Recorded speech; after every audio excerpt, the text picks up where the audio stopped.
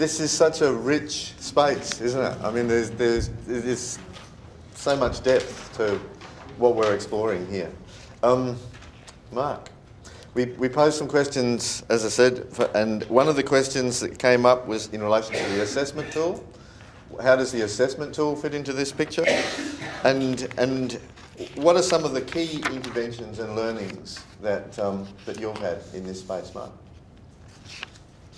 Just picking up on a few things that Wilfred and David have talked about, especially around the idea of transformation. We were at a workshop a couple of months ago. Wilfred and Annette were there as well, and one of the speakers introduced a framework around 2 points, transactional and transformative, which probably isn't a new framework, but made things quite clear for work that we're doing at Unitec, that we could respond to the whole, or vocational lecturers could respond to the whole literacy, numeracy embedding project in transactional terms, that there was requirements to do things, there was compliance issues, there were boxes to tick, and they could do that. Or they could respond in a transformational way and have it change teaching and learning and approaches to pedagogy. Although the framework was sort of new to me, looking back, one of the major interventions that I think we've tried to do, and again picking up on I think what Wilfred said about sort of a grounds-up thing, was that we introduced action research as a professional development project around embedding literacy and numeracy about 3 years ago. We started with 2 projects, then went to 7 the following year, so that was last year, 2010, and we picked up 2 action research funded projects from the Department of Labour, but we had 5 others already running in the institution, and we presented at our Teaching and Learning Symposium at the end of 2010, and this year we've got 18 action research projects, largely around literacy and numeracy embedding.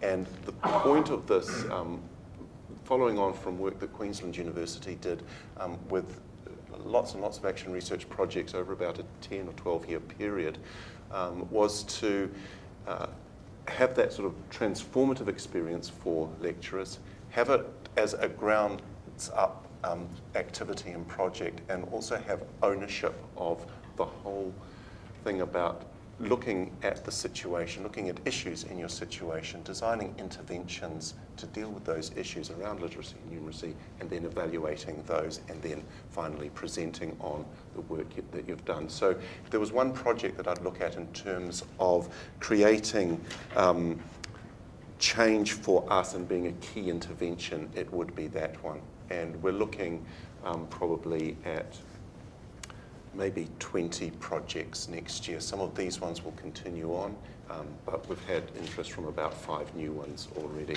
So it's sort of, it's got a momentum of its own now, and we don't get involved too much in the day-to-day running, so we're not doing the research. It's the lecturers themselves that are doing it on their own teaching practice. The second part of the question around what does the assessment tool play in this, the assessment tool, in respect to the action research, now that we've got it, provides really good data for lecturers who want to do research around things and improvement in results. But just generally in terms of sort of an institutional impact, we've had a lot of especially senior leaders at Dean and HOD level who have acknowledged that literacy and numeracy is an issue, but for them it's, and we use the phrase, it's the most important thing they don't have to do.